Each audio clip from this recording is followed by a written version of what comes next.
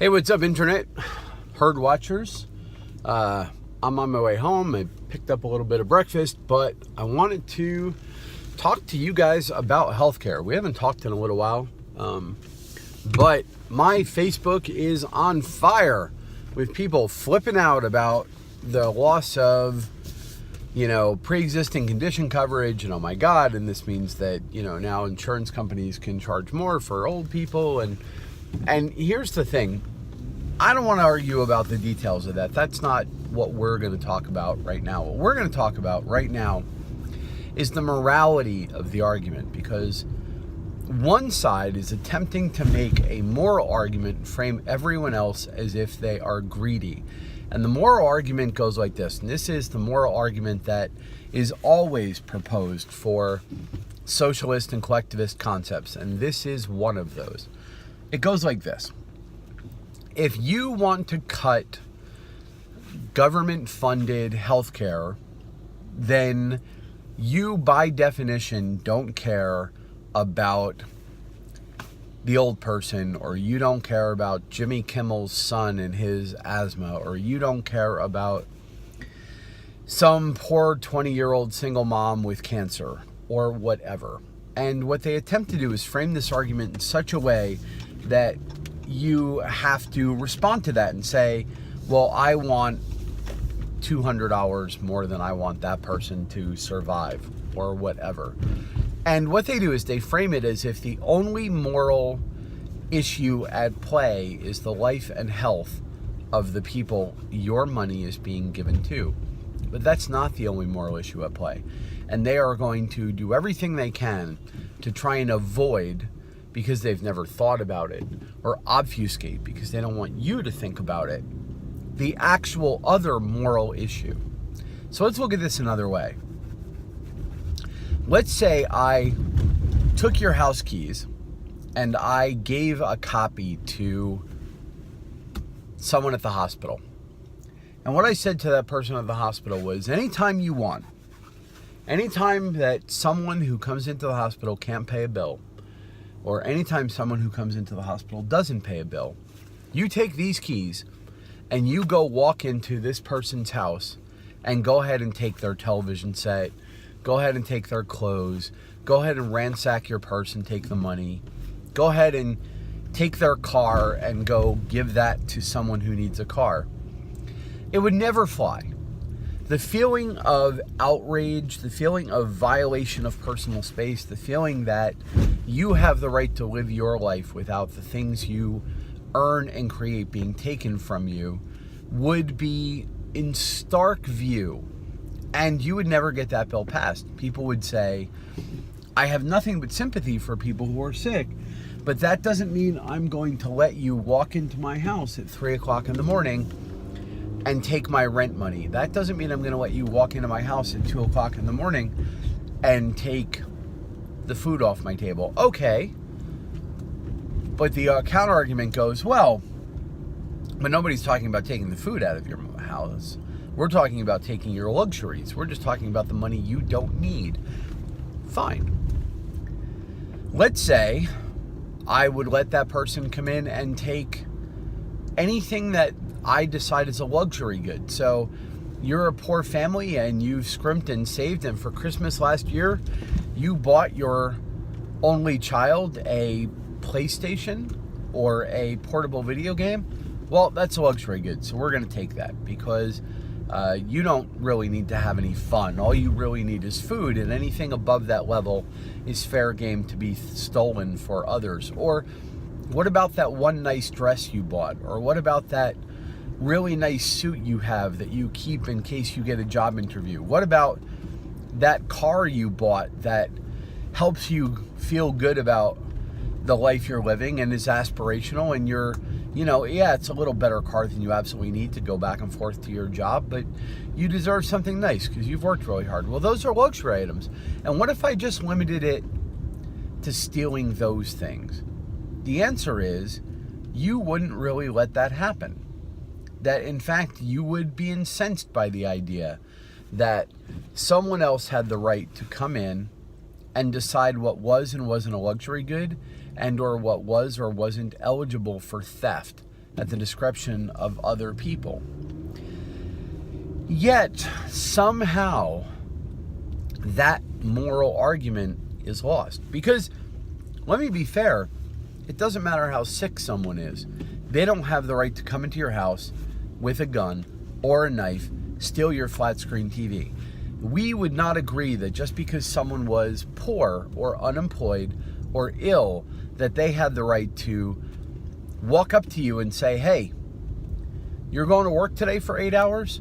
Well, at the end of the day, I'm going to walk in and pick up your paycheck. Or you're a waitress. You're going to go wait tables all day today? I'm just going to walk around behind you, and every time somebody leaves you a tip, I'm going to take that tip. No. Because you intuitively know that it is ridiculous for someone to be able to force you to work for free and give them all the money and all the benefits and all the proceeds. But when you hide it as a tax, when you don't put it that way, when you just skim 20% of your paycheck and we're going to take it out before you ever really see it, so you don't really ever feel like you had that money, and you're never conscious of which 20% of your workday you're working for someone else. Now, maybe it's because I'm freelance and I'm self-employed, but I'm vividly aware of that. My marginal tax rate runs somewhere between 25 and 30%, depending, all things considered. In some years, it's more. I worked probably 40 hours out of the last 72. Of those 40 hours, that means 10 hours or so I'll never see the money from. It's just going to somebody else. So from the moment, almost all the work I did yesterday was not for me. And would I have done that? Would I have done that work if I wasn't getting paid? What if some guy walked up to me on the street, put a gun at me and said, tomorrow you're working for me? I would fight back. I would be upset. And if the government told me that that was acceptable behavior, I would tell the government to stuff it. But it happened. It happened. 10 hours of the last 40 is not mine. And now if I complain about that, if I say, hey, I deeply resent the idea that an entire workday, what for most people would be an entire workday, is being done for the benefit of people around me. Why do they have the right to dictate that I work for them for free? And the government's looking at me and going, you're an evil person for wondering or caring what we do with your money. You don't have a right to that money anyway. That's our money. You should be lucky we let you keep the rest of what we did. To hell with that. So I don't care whether it's Jimmy Kimmel's kid with asthma or Cher being upset about her whatever medication, or whether it's, someone with a broken leg, or whether it is someone with cancer, or whether it is someone with whatever. You have all my sympathy, and I will do what I can to help. I donate to charity. I volunteer my time to the causes that matter to me. I'm not a heartless person. But nothing in your life that has gone wrong, not your illness, not your unemployment, not your hard luck, not your mental condition, not your depression, none of it. Nothing that's going on in your life gives you the right to figuratively and literally threaten me with violence and tell me that I have to work for you. That my time is not my own, that my life is not my own, that somehow you morally have acquired the right to murder or jail me if I don't do what you say, because that's what taxation is. No, nothing that's going wrong in your life gives you that right. You simply do not have it. And that's what's being hidden when they frame this argument another way. And they say, oh, but,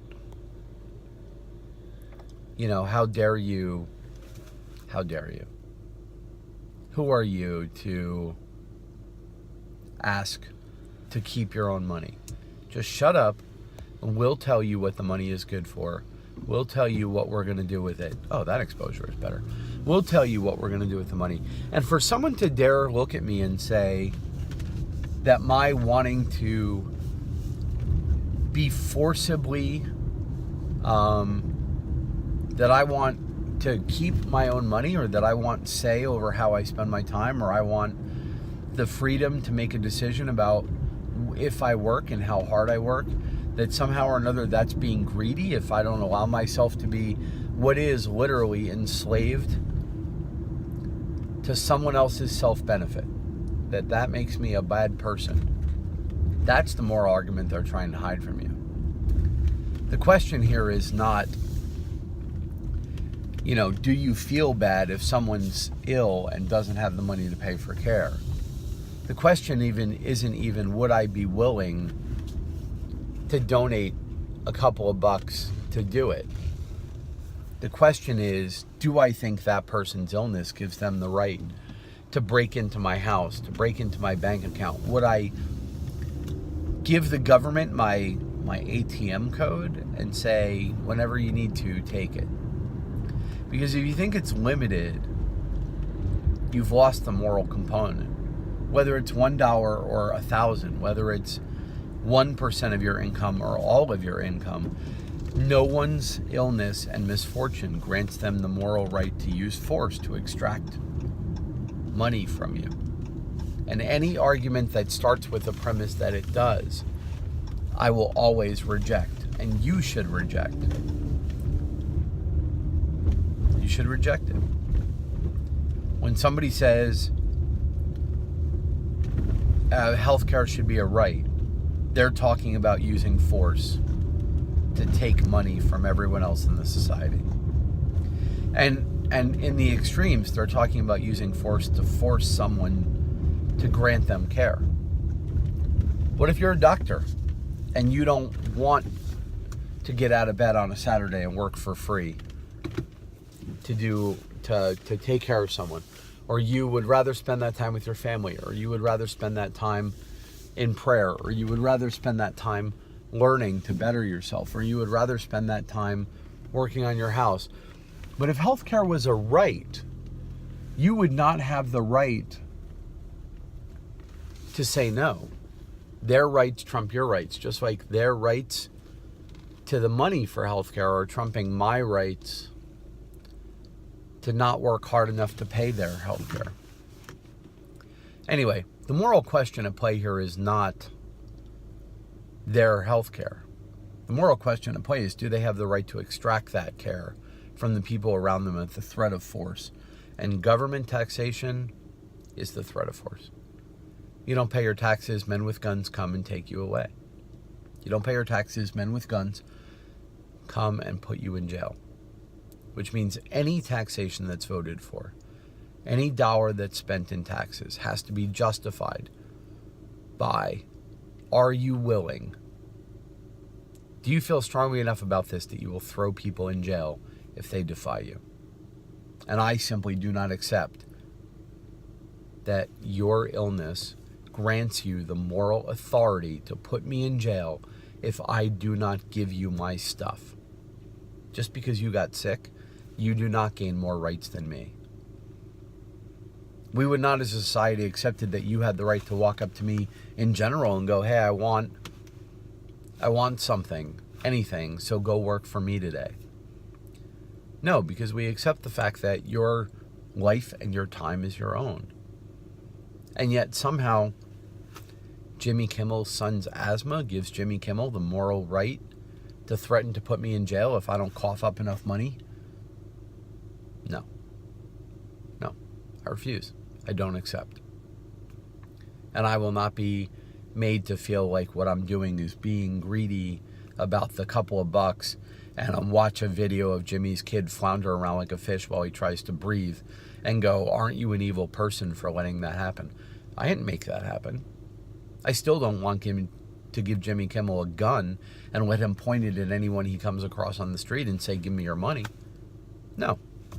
His son's asthma does not grant upon him to confer the right to take what's other people's. And whether you call that taxation and put the government in the middle, or you just hand him a gun and let him mug people on the street, it's the same ethical and moral argument.